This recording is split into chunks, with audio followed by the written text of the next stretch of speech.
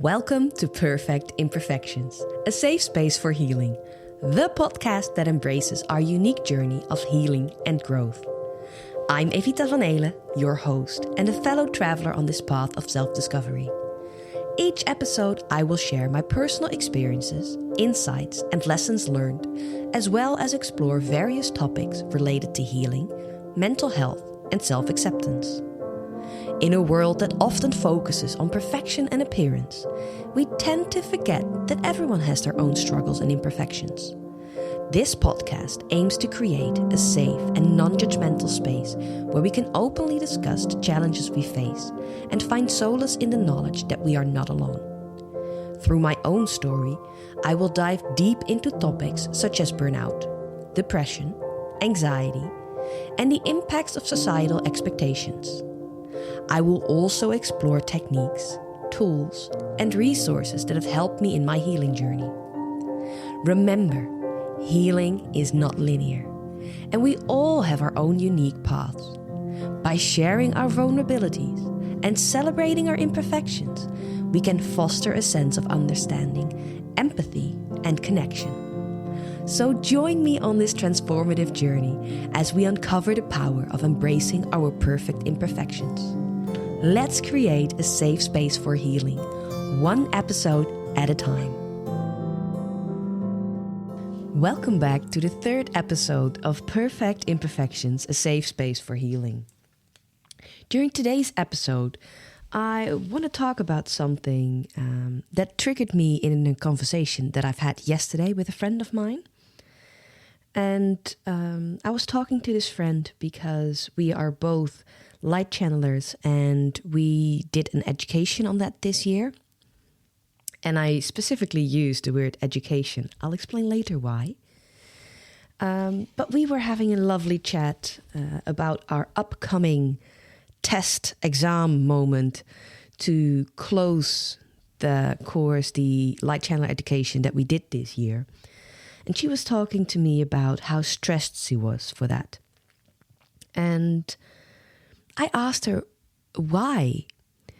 And as it turned out that for the word specifically test/exam, she holds a lot of fear still in her system. And that's basically the fear of failure, which is a fear I'm very familiar with, because it has held me in its grips for years. And I was very pleased to notice that during that conversation, for my upcoming light channeler exam test moment, I do not feel any fear of failure, which shows how much progress I personally made. But at the same time, I felt sorry for my friend who is so stressed out and feels this extreme fear of failure for that exact moment. So when I lay in bed last night, I was thinking a bit more about it because that's what my brain does. And today when I sat down, I made a list to see how often my own personal fear of failure, and especially for test moments, how I handled that, what it did to me or for me. And it's actually quite interesting to see. So that's what I want to talk to you about today, because I can imagine that there are a lot of people that feel a fear of failure when it comes to test moments. And especially when we are in school or any type of school, education, course, workshop, it's usually ended with a test moment where you either get a diploma or you get some type of validation that you've made it, that you've succeeded, that you've done it. And that's, for me, immediately where I feel triggered, or where I felt triggered in the past. Because as you will see in the past, when I had those type of moments, for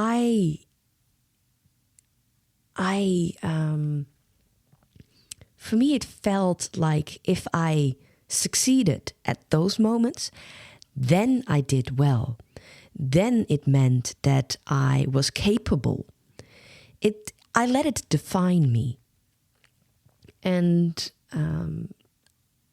through my experiences, I've learned that those moments and what other people say about me or think about me or conclude about me, they do not define me.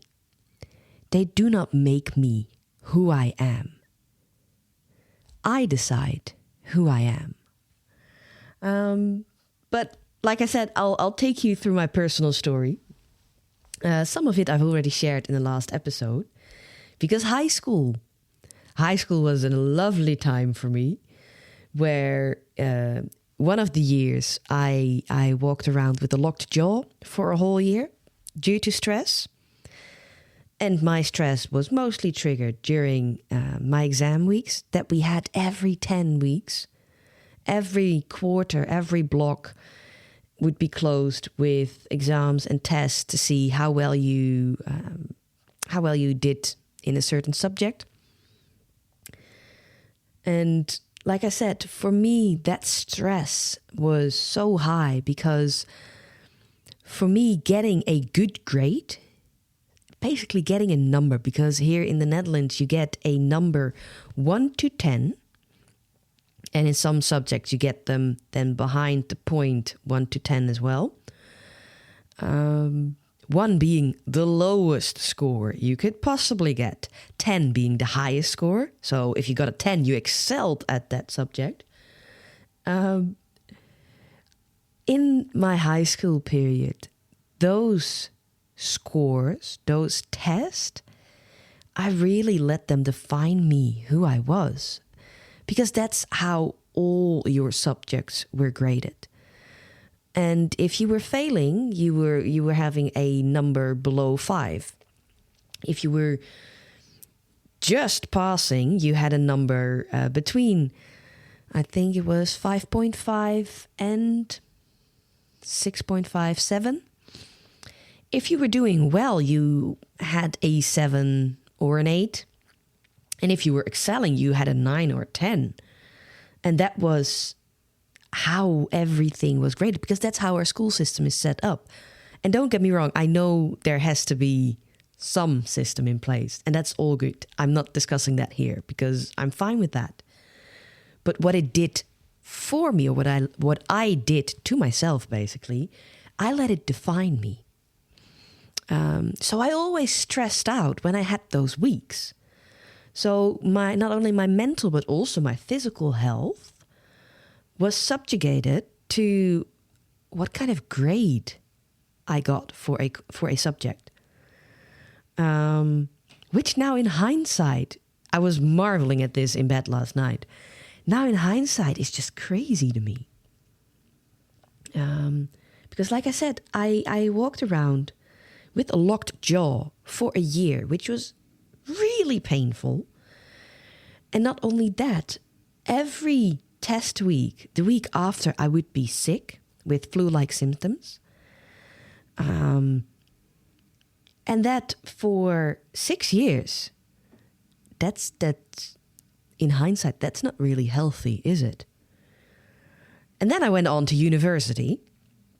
So I did 4 more years of school where everything was based on grades, on numbers, on how well you did.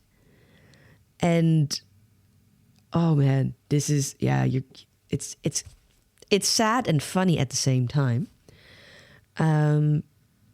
So not only did I had my bachelor in 4 years instead of the nominal 3 years, so I already took me a year longer, I also had to retake 50% of all my tests / exams that I did in that 4-year period.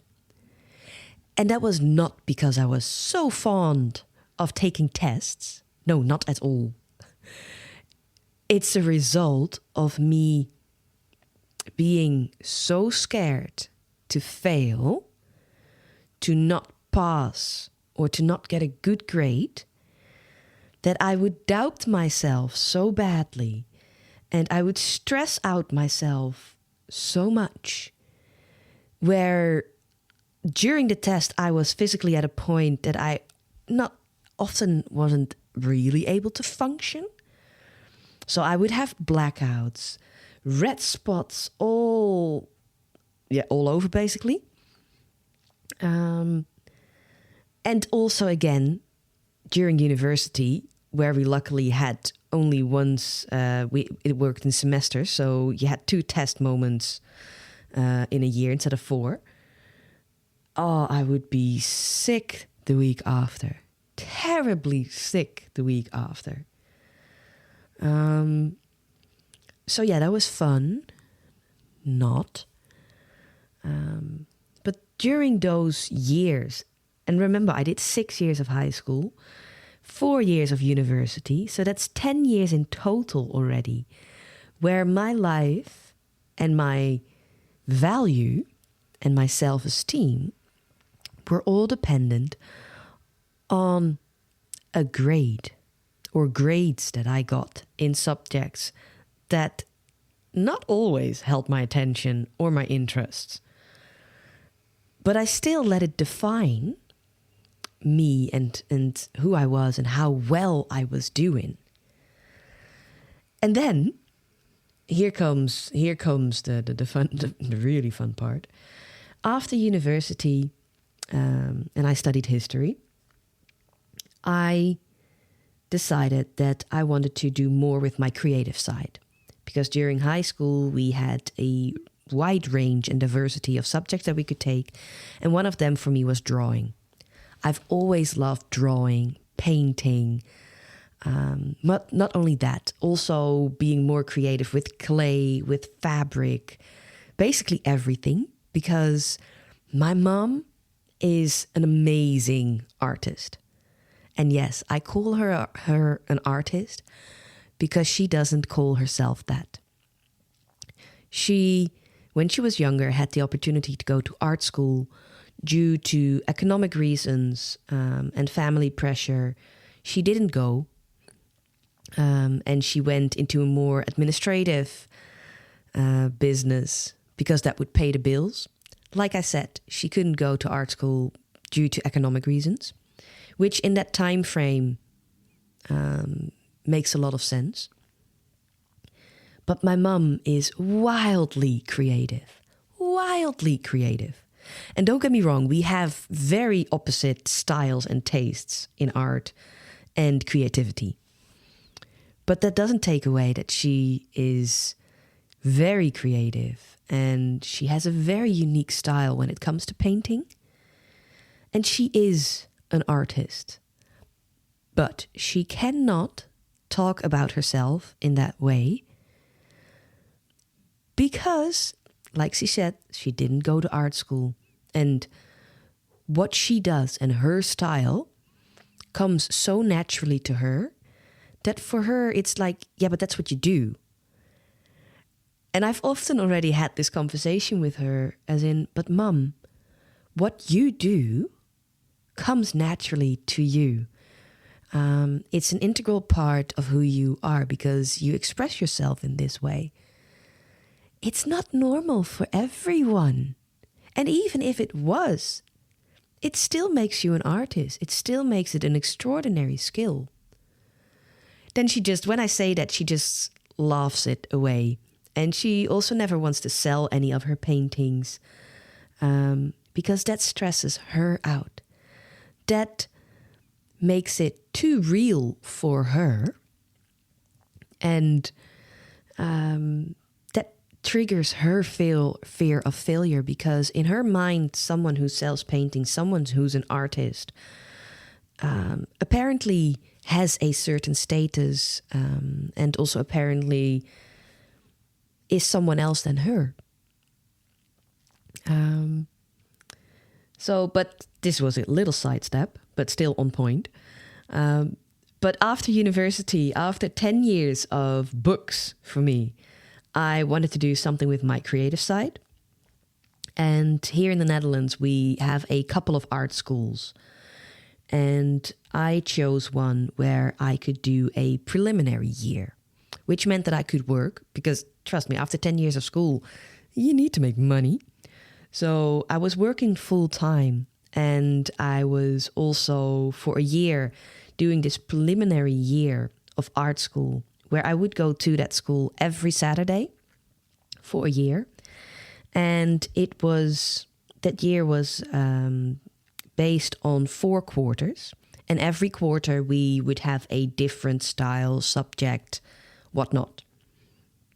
And it started off with drawing and painting. And I was loving it. I was loving it. I was slowly getting out of my shell because if you've listened to the last episode, my years in school, my 10 years in school, also resulted in 3 burnouts. So when I started art school, I was still recovering from studying and being so stressed out and basically having a burnout, even though I didn't mention it or didn't name it like that then, it was still the case. So for me, going to art school, it really helped me to tap into a side of me that I'd ignored for years. And I loved it.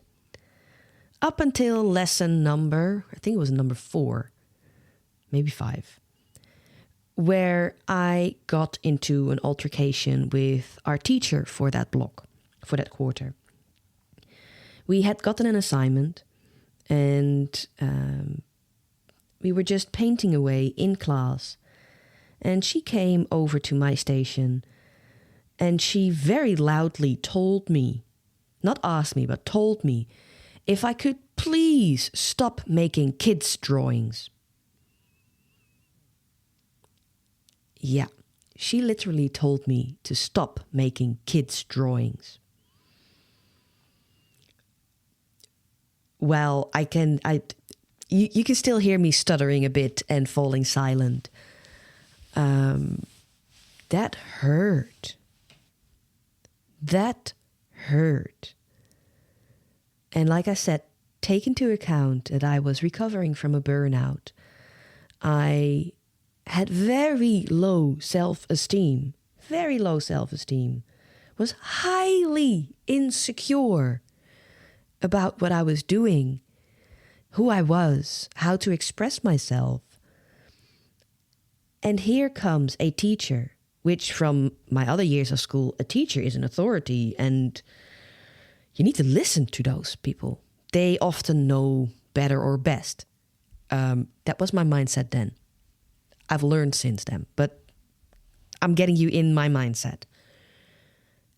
And here comes this teacher, this artist, who tells me to stop making kids' drawings while I was creating something that came from my heart, what I loved doing, in which I felt joy. And she killed it instantly. Instantly. In that very moment, I also stopped painting, packed my stuff. I became very silent because I also didn't want to create a scene. Yes, I was a bit more timid back then. But I packed my stuff and I went home and I cried. I cried. After that came anger though. Because how dare she? I made the same assignment, but then completely different. But I made it out of anger. Which is not the emotion that I want to work from. Because it has a certain negativity to it. Don't get me wrong. The emotion anger has a very valid function. Because it showed me also where my boundaries were. But to me then, to do something out of anger, that's not in the mindset or the vibe that I want to create something in or be in. permanently. I don't. I want to move past it. In that time, I wasn't able. And out of anger, I made the assignment, the artwork again. But in a complete opposite style of which I prefer working in. And when I came to class a week after, she absolutely loved it. Loved it. It was so much better. Ugh. Well, that confused me even more. And it also made me stuck in the emotion of anger. And it killed the joy part of me that I was rediscovering, that I was feeling. For that quarter, it was gone. Because I was constantly making stuff that I could make. Don't get me wrong, I could make it. But it wasn't what gave me joy, and it wasn't a true expression of my personal vision and creativity. But being who I was back then, I did let it dictate her reaction. I let it dictate me and let it define me as a person. And then we had a quarter where we mostly worked with clay and 3D objects. And I loved that. That was amazing. I still mentally wasn't in a good place because I was still recovering. But the woman who was giving this quarter the lessons, she let me be me and let me express myself with the materials we were using just the way I wanted it, which I loved. So I really found a bit of joy. Then came the third quarter. And we had to work abstractly. Oh, that for me was so hard. We had to work with abstract ideas, assignments, and we had to work bigger, biggest. All things out of my comfort zone. And for me, that was really hard. So that quarter, I was struggling. I was really struggling. And then the final quarter came and we got assigned a teacher who was a full-time artist and who was completely... how to describe this kindly as well. She was completely sold about herself being an artist. But that also gave her a certain air to it. And she quickly, within that first day, already decided who she felt was an artist as well and who wasn't. Well, you can guess in which category I fell. In her mind, I wasn't an artist, which meant that she just ignored me. She ignored me for that whole quarter, which demotivated me massively. So as you can see, it was quite a rocky road, a roller coaster road that I had that year in art school. And here comes the kicker. To get back to the subject on point here, the fear of failure. Art is something that is so incredibly personal and subjective. And I use the word art because that's what the school is called. But for me, I would prefer to call it an expression of my creativity. Because an expression of my creativity doesn't have to be something. It doesn't have to mean something. It doesn't have to have a value. It just is. Whereas when people use the word art, and especially in the art school, they wanted to create artists, but in a way that they viewed art. well, like I just said, I prefer a different definition. And even though I was highly insecure back then, I already had this opinion. And when I have an opinion, I'm not afraid to share it. But also, if you want to change my opinion, you need to come up with a good, solid argument or an example. It's something that I love to have a good conversation about. But you need to really substantiate your opinion to change my mind. So during art school, I had, besides the fact that in the first quarter, I had that altercation and discussion and disagreement with that teacher, you can imagine that I had similar when I tried to connect with the final teacher of the last quarter, the artist. We were also not of the same opinion. So it was quite the roller coaster, but still, I was looking for their approval. I was still letting them define me as a person and as a creative person. Because at the end of that preliminary year in art school, we had to do a showcase of all the work that we've made, and it would be evaluated by the 4 teachers. And at the end of that evaluation, you would either pass or you would fail. And they used this system because if you got a pass, you were automatically approved to the regular courses for the art school. So for the regular education, and you didn't have to go through any select or whatnot, which they usually do in front of that before you are approved for art school or not.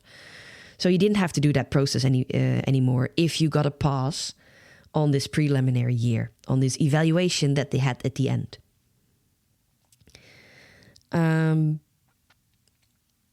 As I had altercations with 3 out of 4 teachers, you can imagine that I didn't get a pass. I got a fail at the end of my preliminary art school year. And that was really hard for me. That was really hard for me because it's literally in the word. I failed. I didn't pass. I didn't get a good grade. I failed as an artist, as a creative person. I wasn't good enough. Which in my mind then, also due to the altercations that I had with some of the teachers, it settled in my mind that I just wasn't creative, so that I should just stop with it, that I wasn't good enough. Which, of course, now that I look back on it, is ridiculous, is absolutely ridiculous. But that year, now in hindsight, taught me so much. Because let's be honest, art is subjective. I did not get along with 3 out of 4 teachers. I was not graded on my art. I was graded as a person. And I'm a strong-minded person, which they couldn't mold. Which meant I got a fail on my artwork. Yeah, that's just... Now I know why it happened. It still isn't fair. But now, with who I am, and the knowledge of now, and the lessons that I had to learn in the years in between, and especially due to my burnouts and the coaching work that I did in the last 2.5 years, I'm really grateful for the experience. Really grateful for the experience. Yes, did it take me 9 years to openly start showing my creativity again? Yes, it did. because I waited until 2020 until I started my own business, Evita Victoria Design, where I make intuitively chosen crystal jewelry. And I learned how to do macrame for that. And I love doing it. But I also still love painting. I love making murals. I started to do textile paintings. So I take t-shirts and I make all these kinds of images on there. But like I said, it took me 9 years to start self-expressing me again, to get over the hurdle of the opinions of the teachers during that preliminary art school year. Because I am a creative person. I'm not an artsy person, but I am creative. And why not express it? You cannot do anything wrong with it. It's not a failure or a passing thing. I see it as an expression of myself and of my feelings and mindset in a specific time and place. But yes, I needed the last 2.5 years with the intensive coaching to really get to that conclusion and to really start showcasing myself a bit more. And it has grown me as a person. I've learned so much, and also connecting to other creative people online. I learned so much. And the sad thing is, a lot of the people that I talk to and speak with, they have similar experiences. So they also don't talk about themselves as artists or entrepreneurs. And they often view themselves as not good enough, or they compare themselves to others, but yeah, he or she is doing better than me, or look at that, I can't do that. Who cares? You be you. You do you. That's all that matters, because everyone is unique. And that uniqueness is something that I really learned to value again, or maybe even starting to value it when I did the light channeler education this year. And here's when I want to get a little bit linguistic, because I use the word education, because in Dutch it translates immediately to opleiding. And that is to get an education. If you look at how that word is usually used, it's grand, it means something, and it's a pass or fail situation where you usually get grades. Because in school, you get an education. If they're doing it right. That's a whole different discussion. If we use the word course, which in Dutch is cursus, or workshop, we use the same word in Dutch, they feel differently. Energetically, they feel different because people use them in a more easy manner. It doesn't often feel like a life or death situation, or you fail or you pass, when those words are used. So when I've talked about my light channel education online or with friends, I've always called it a course, because for me, that naturally feels better. That also, for me, that gives me the freedom to not take myself in that situation as seriously or too seriously as I used to do when I was in school. So words matter. And that's where a couple of my fellow light channeler students struggle now with, because next week we have our exam. For them, it feels really like a make or break, life or death, fail or pass moment. And that is just not the case. Because light channeling is, well, it's not exactly, but for a lack of better reference during this episode,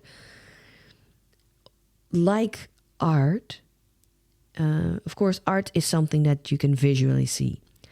Light channeling, I'll give a definition here, because channeling is the process of accessing intuitive wisdom and etheric intelligence, where we act as a vessel or channel for spirit energy and wisdom to come through us. So it's working with energy, it's working with spirit through our natural abilities, psychic gifts that we all have. I've been developing mine more clearly this year. It's a very personal process. I'll probably share in a different episode, share a bit more about it. But it's not something that is very tangible or immediately visible for someone else, for someone outside myself.